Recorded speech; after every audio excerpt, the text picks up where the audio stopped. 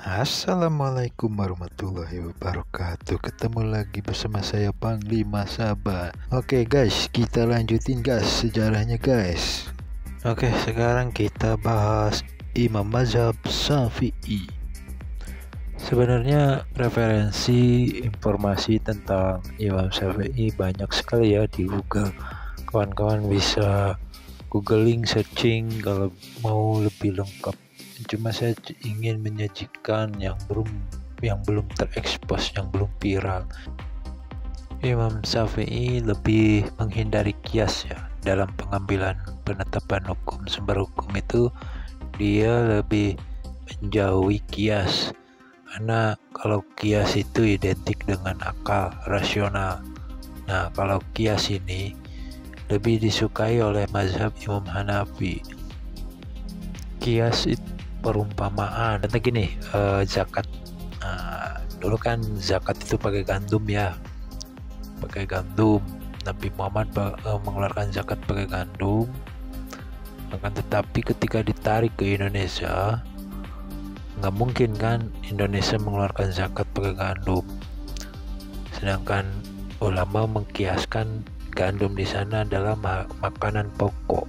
Jadi kesepakatan para ulama waktu itu dengan mengkiaskan ke bahan pokok di ACC lah. Maka sampai sekarang kan kalau zakat fitrah itu ada yang pakai beras. Sebenarnya bisa dikatakan bid'ah, tapi ini kan ada metode penetapan hukum yang dinamakan kias. Ya, inilah kias. Jadi si gandum dikiaskan ke beras. Lantas apa yang disukai Imam Syafi'i? Yakni dengan metode ijma. Jadi Imam Syafi'i lebih menyukai metode-metode ijma. Apa itu ijma? Ijma itu kesepakatan para ulama. Jadi masukan-masukan, saran, kritik saran dari para ulama, kesepakatan lah intinya. Ciri khas lain dari Imam Syafi'i adalah Imam Syafi'i lebih mengkoleksi, mengepul atau mengumpul pahala. Jadi setiap ibadah-ibadah lebih memilih banyak ada pahalanya ada pahalanya enggak. Contoh, bacaan sir dan bacaan jahar. Imam Syafi'i lebih menyukai bacaan jahar daripada bacaan sir. Apa itu sir dan jahar? Jadi sir itu bacaan-bacaan yang cukup dibaca di dalam hati, tidak usah nyaring. Berbeda dengan jahar. Kalau jahar, bacaan-bacaan yang harus memang dilantangkan, dinyaringkan sampai beberapa orang ke belakang itu kedengar. Contoh sholat maghrib, sholat subuh, sholat isya itu kan jahar semua ya. Kalau sholat duhur sama asar itu sir, diam, Al-Fatihahnya nggak dibaca dengan nyaring tapi baca di dalam hati. Nah, seperti itu perbedaan jahar dan sir. Dengan penggunaan kunut, misalkan kunut ya, Imam Syafi'i kunutnya lebih dibacakan. Berbeda dengan Imam Maliki, ketika bacaan kunut dia tidak dibacakan dan posisi kunutnya juga berbeda. Kalau Imam Syafi'i setelah ruku bangkit lalu kunut. Kalau Imam Maliki sebelum ruku dia kunut tapi dia nggak baca, maksudnya nggak jahar. Imam Maliki bacanya sir, nggak kedenger. Kenapa Imam Syafi'i menyukai jahar? Karena berpendapat Imam Syafi'i meyakini begini, kalau dibacakan satu huruf saja berpahala, bagaimana dengan 2 huruf, 3 huruf, 4 huruf? Jadi konsep itu yang dia pakai. Jadi konsep koleksi pahalanya yang dia pakai. Ada kisah unik dari Imam Syafi'i ketika mau bertemu dengan ibunya. Nah, kenapa saya katakan unik? Jadi gini kisahnya tuh. Imam Syafi'i ketika berhasil menjadi ulama besar, dia mau ketemu dengan ibunya. Dia tidak dadakan. Artinya dia melakukan kejutan. Ketika masuk ke daerah katakanlah satu desanya yang nggak terlalu jauh lah ya, dekat rumah ibunya, dia mengutus seseorang untuk kembali kalau anaknya sudah datang. Dari kisah ini, kisah Syafi'i ketemu ibu, kita bisa ambil hikmahnya bahwa kejutan atau prank kalau bahasa gaulnya itu sangat dilarang. Kalau memang kalian pengikut mazhab Imam Syafi'i, kurangilah prank-prank atau kejutan-kejutan itu, karena ini sangat antitesa, paradoks ya. Mongko orang Indonesia banyak yang pengikut mazhab Syafi'i, tapi orang Indonesia juga banyak yang bikin prank, karena asem itu. Ternyata Imam Syafi'i itu cerdas loh guys, karena dulu ada yang bertanya kepada Imam Syafi'i, pertanyaannya seperti ini, sebelum Allah ada apa gitu?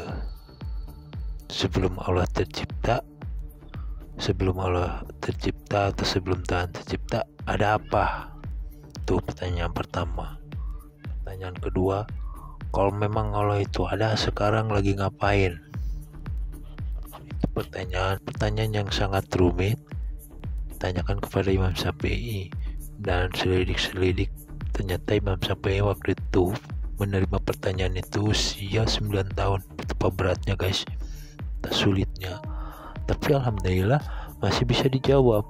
Itu tanda bukti bahwa Imam Syafi'i itu cerdasnya luar biasa.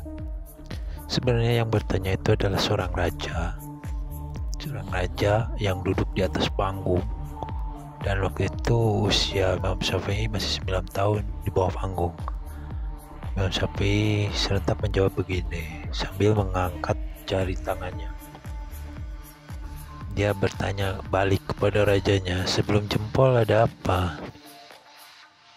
Tidak ada apa-apa. Ya seperti itu, karena Tuhan yang pencipta itu, Dia yang menciptakan segalanya ya. Sebelum gak ada Dia ya gak ada apa-apa.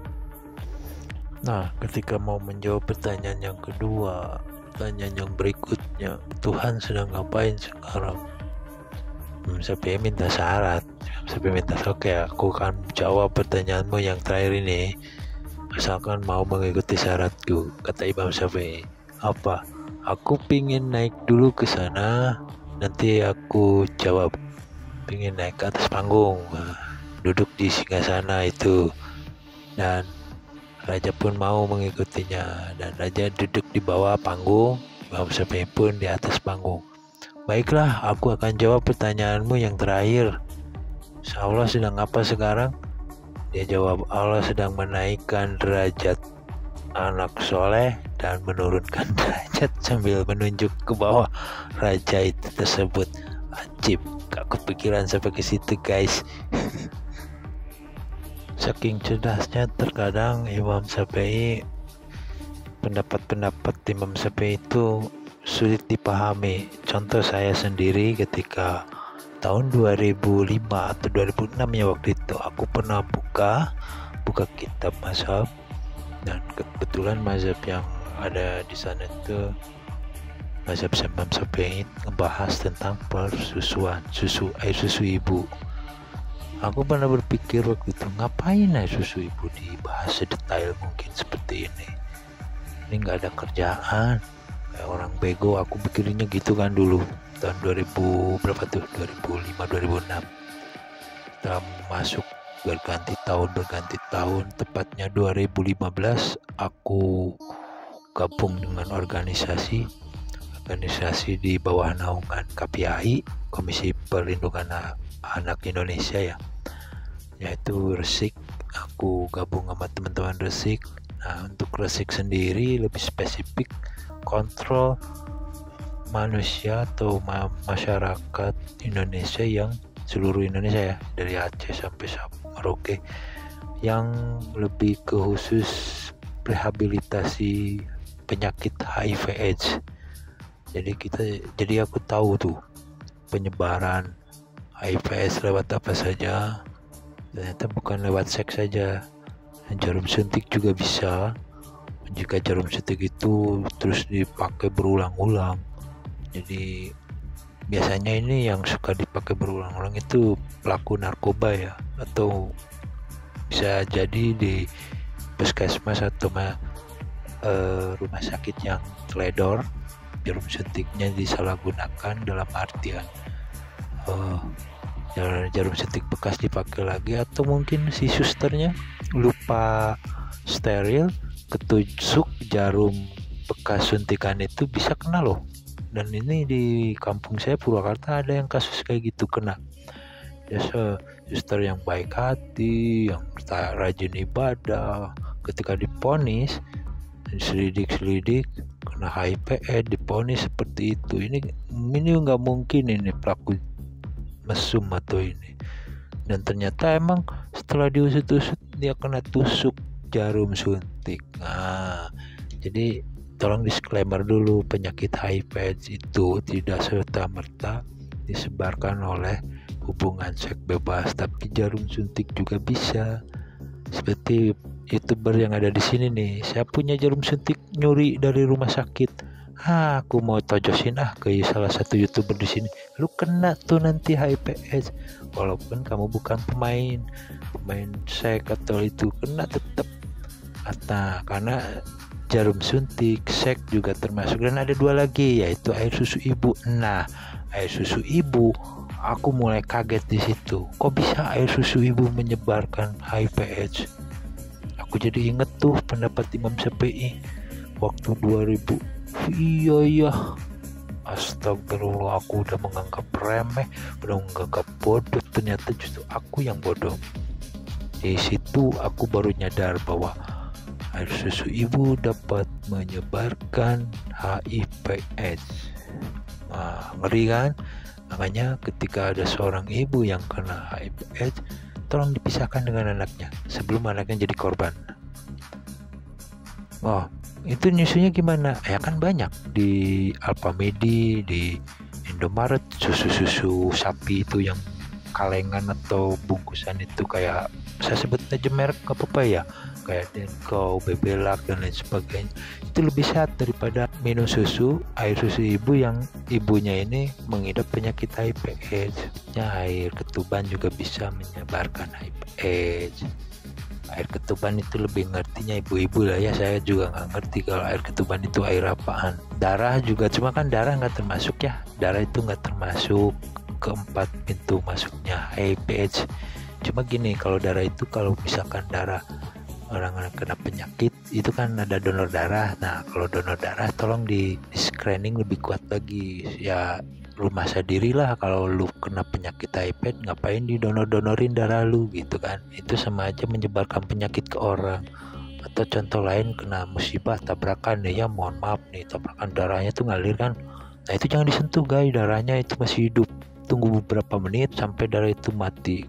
Oke guys, sampai di sini dulu ya guys ya kisahnya. Semoga kisah ini dapat memberikan hikmah, inspirasi. Yang baru menemukan channelku ini, tolong bantu di like, komen, dan subscribe. Oke guys, kasih semuanya guys, sudah selalu support aku. Akhirul kalam, wabillahi taufiq wal hidayah. Wassalamualaikum warahmatullahi wabarakatuh.